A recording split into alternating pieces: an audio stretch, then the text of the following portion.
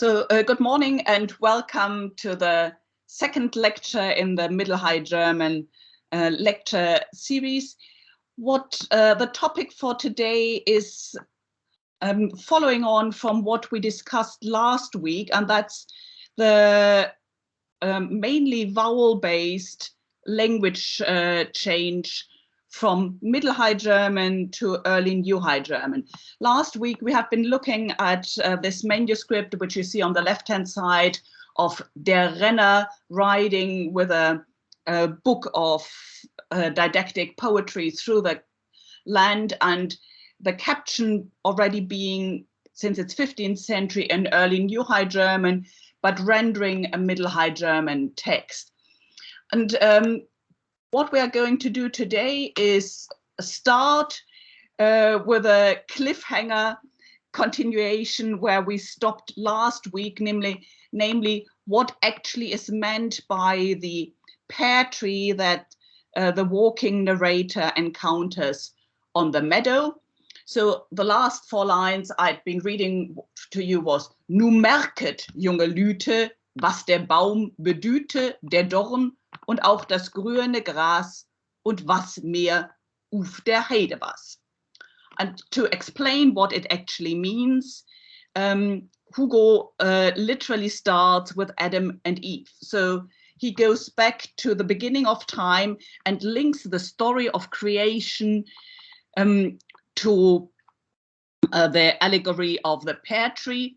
And bear with me, we'll come to the topic of today, namely vowels, because he has a play of vowels when he goes through the creation story. So, listen.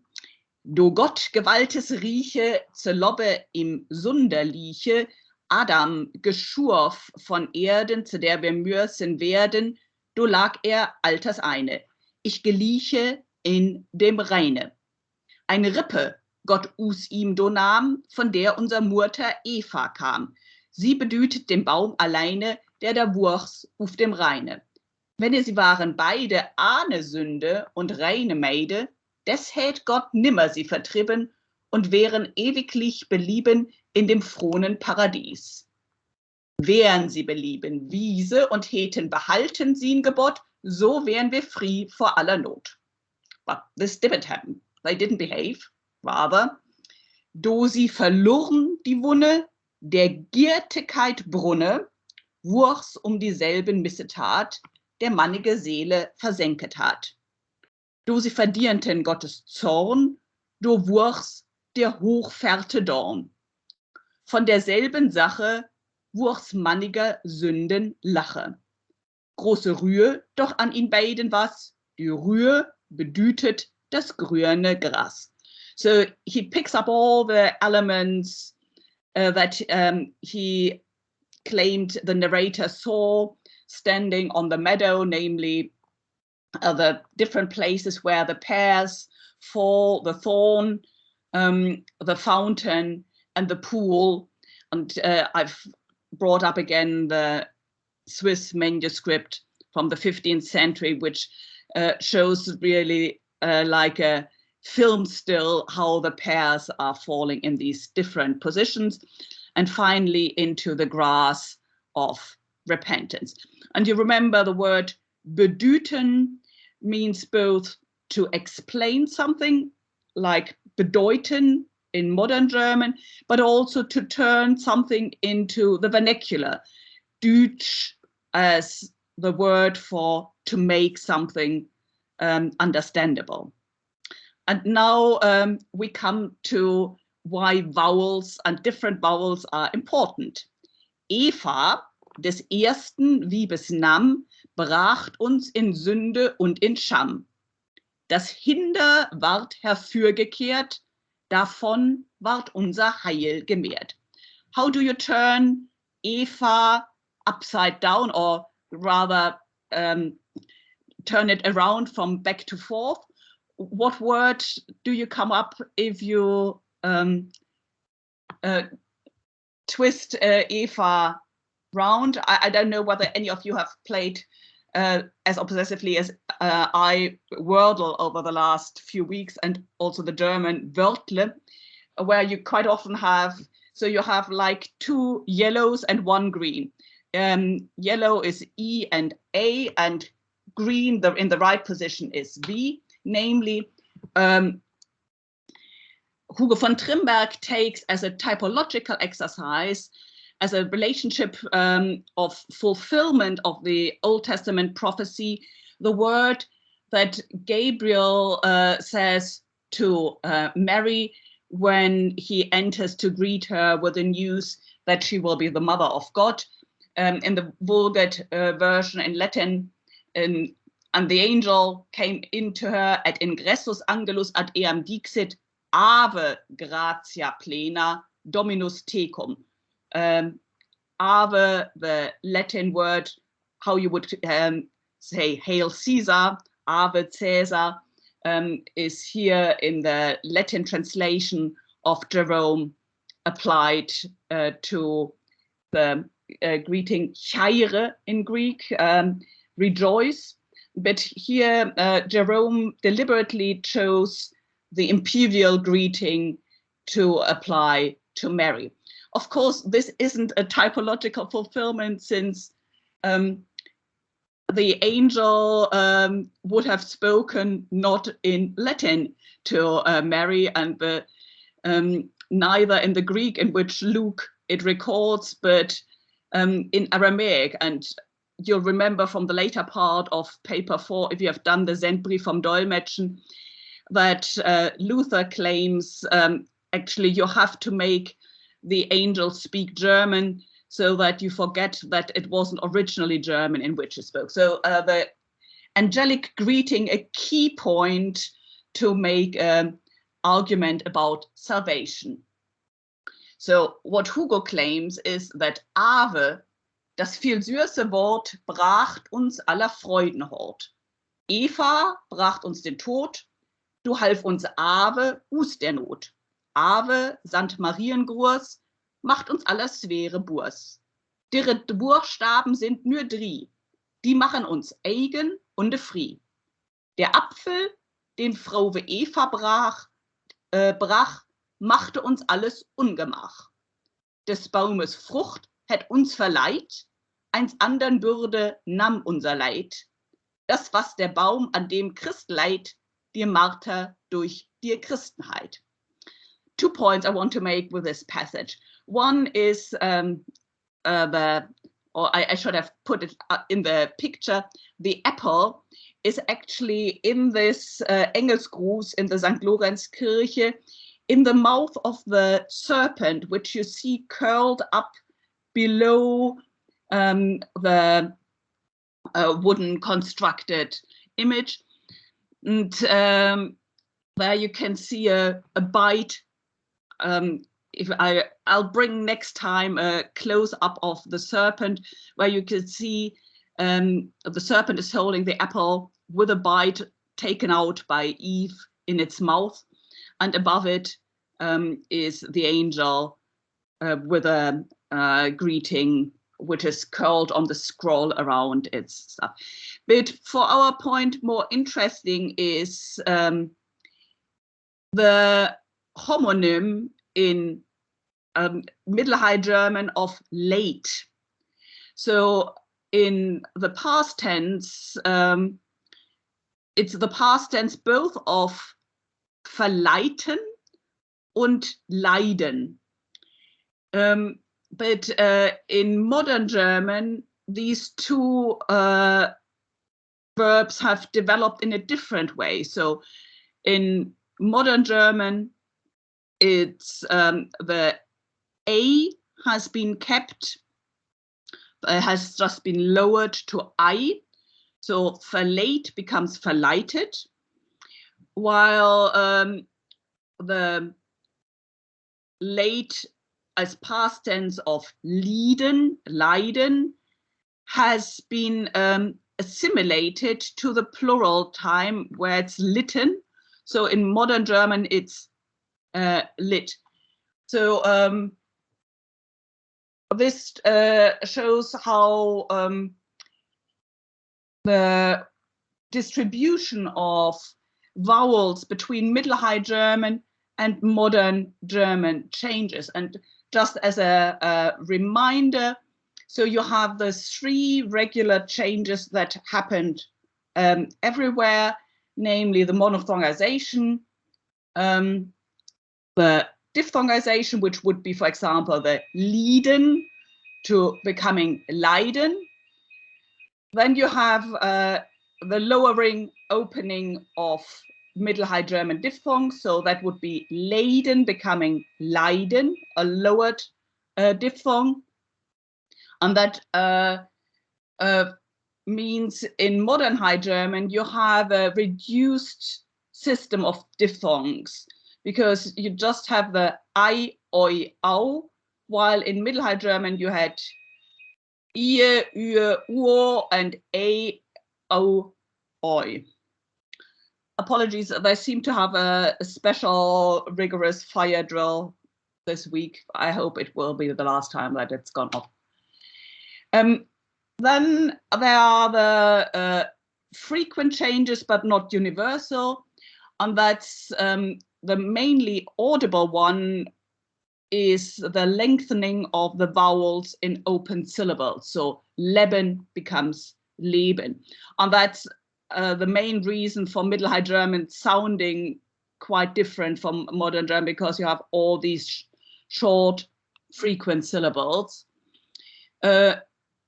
Much less frequent is the shortening of long vowels in closed syllables. We just had in the last passage the word bracht becoming gebracht in modern German. And then a process that's still ongoing, the loss of vowels in unstressed syllables. So via apocope and syncope, Dienst becoming Dienst, Herze, Herz. And you have still remnants of these endings, for example, the dative E. You have preserved it in lexicanized versions like zu Hause, while you normally wouldn't use any longer the E in speakers. So if I just say, ich bin im Haus, I don't use the E, but if I use the set phrase, the idiomatic phrase zu Hause, I would say ich bin zu Hause, and there this unstressed letter has been preserved. And as you can observe with most language changes, they work in a kind of seesaw motion. So if something is lengthened, something else is shortened. And if the vowels are shortened at some points, there are additional unstressed vowels added at other points, the so-called Sprossvokal, meaning something, a vowel grows between the main syllable and the ending. So the word für, the Ü becomes a diphthong oi, and an additional unstressed E is put in Feuer. Same for vier becomes fire, and so on. And then occasional changes again work in a seesaw motive with rounding and unrounding. So du Helle becomes die Hölle, and ahne, a very frequent word, becomes ohne,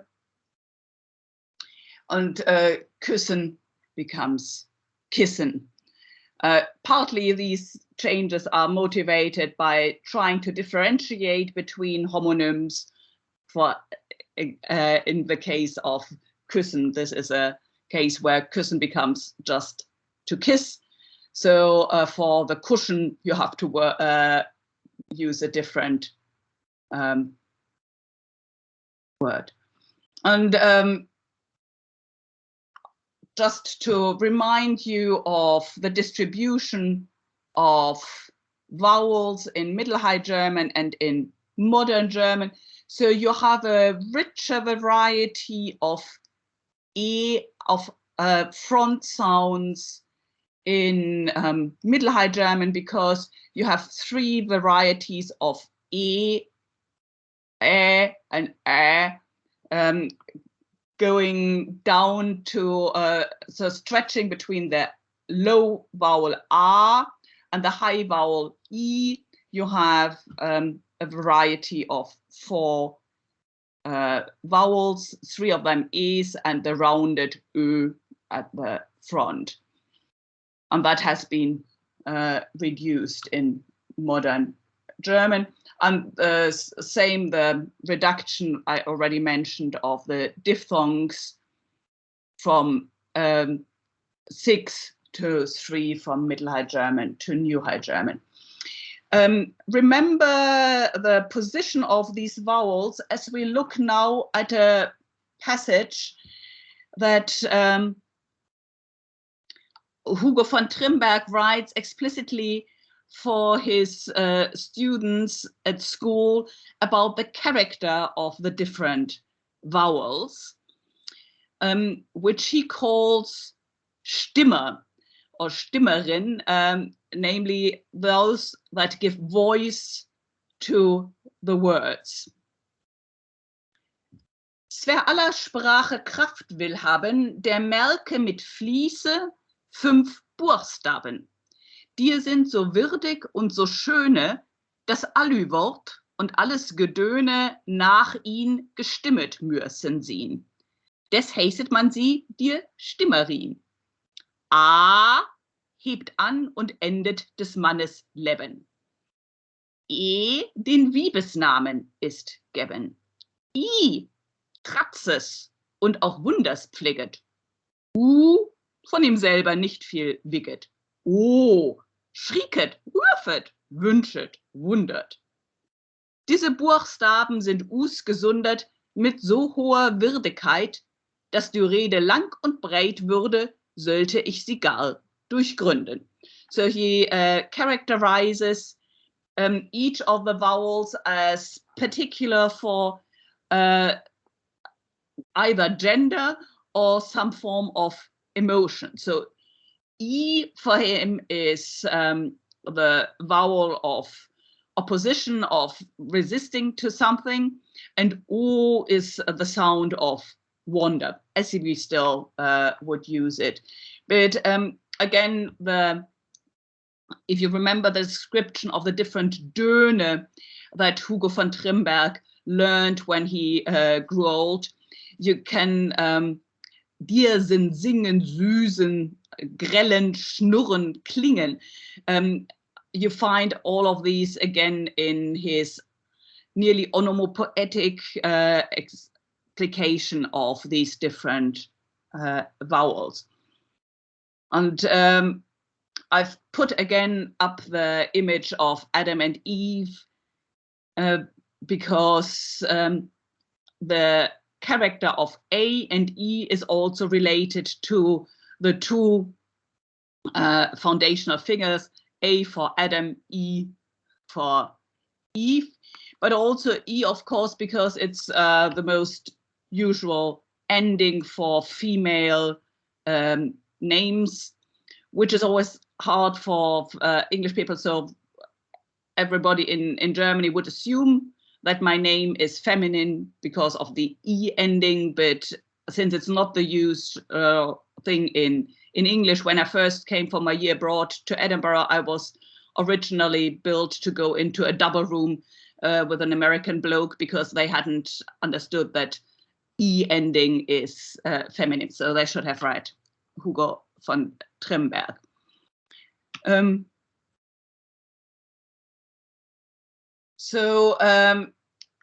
But as a further explanation of this relation of A and E with the two first vowels, I put up a section from a Middle High German legend, Martina, by Hugo von Langenstein, who claims that when babies are born, the boys say A and the girls say E.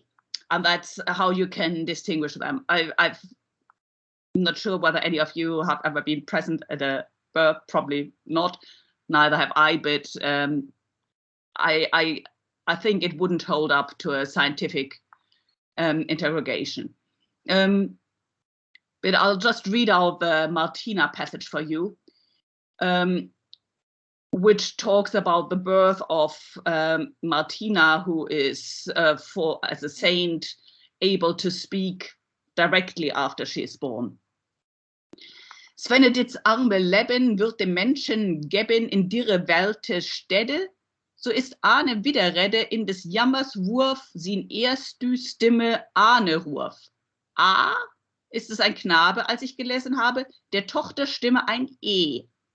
Was wählt ihr nur mehr? A nach Adam erhillet, das uns mit Jammer fillet und das E nach Efen gar, das ist zu Tüte rechte Bar, dass wir ach und weh, das viel jammerlich Geschrei mit Erbesun besitzen und bei unser Narr erswitzen. So Hugo von Langenstein also leads back to Adam and Eve, but not to their original names, but rather to the fact that they had to earn their living im Schweiß ihres Angesichts, as the Lutheran translation of the phrase in the Bible goes, and that Eve has to bear children under pain. So the first sound of babies is that of complaint going back to the sin of Adam and Eve. What you also see in Hugo von Langenstein, who comes from a different dialect region than Hugo, that here the processes aren't as far advanced as we'd seen with Hugo. So Lebin still has a full vowel and not the schwa e in the second syllable.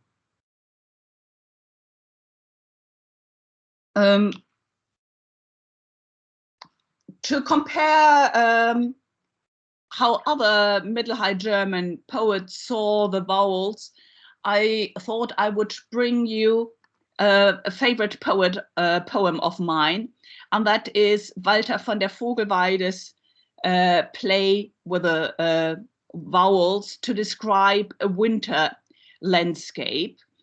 And you'll see the devices using, so the rhyme vowel in the first verse is A, the rhyme vowel in the second verse is E. And I kind of recommend, if any of you are doing advanced translation or are up for a challenge, to try to translate this in rhyming form into modern High German. I've seen 3 different attempts and all didn't really work out because of the vowel change to modern German. So you have to find different ways round of expressing the onomatopoetic quality that the Middle High German vowels haben. Du Welt was gelb, rot und blau, grün in dem Wald und anders war, die kleine Vogel sungen da, nu schriet aber du Nebelkra. Hat sie nicht an der Farbe? Ja, sie ist worden bleich und übergra, des rimpfet sich filmannig bra. Bra ist die Augenbraue, which is raised because of the discoloring of world that has taken place in winter. And I tried to find out a bit more about the crows, and it is a fascinating phenomenon. So the hooded crow is called a lot of different names in different regions. So let me just look up.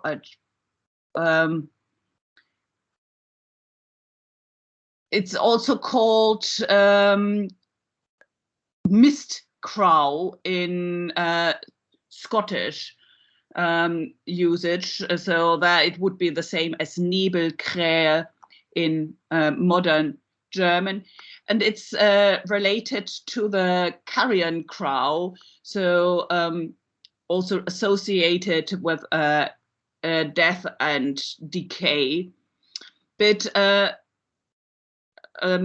so the Wikipedia entry on Nebelkrähe claims, no, the NABU entry, not Wikipedia, claims the Nebelkrähen rufen sehr laut und wiederholen 3 bis 4 Mal ihr hartes, heiseres Kra. So in Middle High German, Nebelkra works both as an onomatopoetic description of the sound, like Kuckuck is both the name for it and the sound, while in modern German this association has been lost. Well, you can really see the mastery of Walther, who describes the different colors of summer in the first 2 lines with using all different vowels, gelb, rot, grün, and then and bla just being one in the mix, and then it all turns into this grau, the Übergrau, the especially grey scene of winter. And so he continues this contrast in the next verse, talking about where he contrasts his former self in summer with his morning self in winter. Ich saß auf einem grünen Lee, da entsprungen Blumen und de Klee zwischen mir und jenem See. Der Augenweide was da meh. Da wir Schappel brachen, da lied nu Riefe und auch der Schnee. Das tut den Vogelinen weh. Die Vogeline, die Vöglein. Schappel is the flower wreath that is on the head of all those celebrating youth. So Caroline Glukowski and I've been discussing the use, for example, of this flower wreath to indicate the Easter joy in manuscripts from the convent in Meding. So all these flowers are now gone. So no more Augenweide, the feasting of the eyes. Augenweide is one of these cases where you have a lowering of both of the diphthongs, and it's more or less fallen out of use, but I think it's a word that could be well revived, the feasting of eyes. Die Toren sprechend, snia, sni, die Arme Lüte, o wie, des bin ich Swere, allsam ein Blie, der Wintersorge hahn ich drie. Zwas der und auch der ander sie, der wurd ich also schiere frie, wer uns der Summer nahe bi. So he here he flips the order. He starts with a sorrow image of the winter snow, which only fools, Toren, want to continue.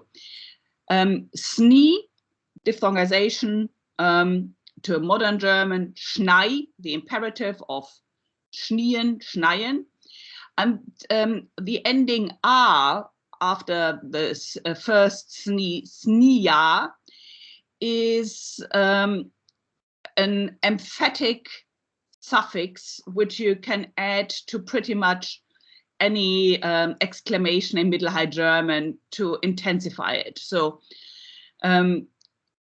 you might have come across in Heinrich von Morung, Wafena, wir hat mich minne gelassen. And Waffen is the Waffen, the call to arms, a lone translation of alarm, French alarm, so like our fire alarm going off. But Waffena is an emphasized to the arms, really, truly now. So sni, an emphatic call for snow, which the poor people answer with ovi, which in a Volksetymologie in modern German has become ov, because the V sound has become associated with sorrow. He is Swer, he is heavy, alsam ein bli. So for all of these rhyme words with long E, you have the diphthongization into modern German becoming I. So modern German bli is blei, plum, for like a plumber, or lead. And he has 3 sorrows, and he would like to be free of these if the summer only was close by. B. Denn ich lange lebt also, wollte ich essen den Krebs roh. Summer mache uns aber froh, du zierest Anger und Loh. Mit den Blumen spielt ich do, mein Herze swebt in Sonnenho, das jaget der Winter in ein Stroh. So here Hugo von, nicht Hugo von Trimberg, of course, Walther von der Vogelweide really enjoys the absurdity. It's nearly a kind of a Dadaist enjoyment of the vowel sound and just compiling first the rhyme words and then trying to make a sentence that makes sense. So he claims he would rather eat lobster in a raw state than continuing to live in this way. And finally, ich bin verlegen als Esau, mein Slechthaar ist mir worden Ruh. Süßer Summer, wahr bist du, ja sehe ich gerne Feldgebuh. Dass ich lang in selcher Druh beklemmet wäre, als ich bin nu, ich wurde Münch zu Tobberlu. So verlegen means to have been lying in bed or in the straw, inside at least, too long. So lockdown, in this case just a winter lockdown, has been going on too long, and that means his hair has started to stand up and be rough like that of Esau, the son of Isaac, who had this very rough skin, so that when his twin brother Jacob wanted to take their father in, he put on a fur to trick the father into believing he was Esau. Another manuscript reads, ich bin verlegen als ein Su, wie eine Sau, as a have been indoors and getting dirty like a pig. Those of you who have done Erek might remember the verlegen as the sin that Erek does by not going out, by rather having a voluntary lockdown with his wife and not going for Aventure, which is then results in all the punishment for his not fulfilling his knightly status. And again, you could follow through all of the rhyme words with a modern, early modern German diphthongization. So means schlecht, the glattes Haar, schlicht or schlecht, not in the sense of modern bad, but in the sense of not curly. So the slick hair has become rau in modern German, rough. And he'd rather see Feldgebu, so bauen of the Feld, bauen meaning to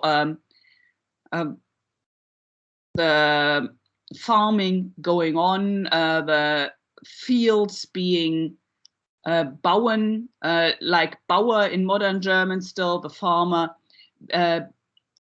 being plowed for being made ready for the summer. Dru, a very rare word in such, the verb related to it is droyen, to threaten somebody. So in dru, in such peril, predicament, threat, in which he is beklemmt, so like put in a tight corner. Als ich bin nu, as I'm now, he'd rather become a monk in Dobriluk, or Doberlu, in Doberlug in Brandenburg, which you can see is a Slavic word that has been used for to name the Cistercian monastery. So the Cistercians always chose to build their monasteries in places that were wild and far remote from civilization, because they saw themselves as bound by their calling to cultivate land, but also to live outside the human community. And hence it's a fitting ending to this line of what he'd rather do than to suffer from winter cold, even living in such a remote area as a Cistercian monastery in the Slavic area of Germany is. He'd prefer that to being in the winter. And I've given you one of the better attempts of translating the Vokalspiel. And I like some of the imagery, but of course he can't really replicate the dark sound of the U in this verse. Ich laufe rum wie ein Schwein, struppiges Haar, war früher ganz fein. Wo mag der süße Sommer sein? Das Feld bestellte ich bis an den Rhein, das sähe ich gerne, aber nein, in der Falle steckt mein Bein, da möchte ich lieber Mönch in Doberlug sein. So a nice attempt, but Walther is fairly unsurpassed, even though other people tried to parody his poem.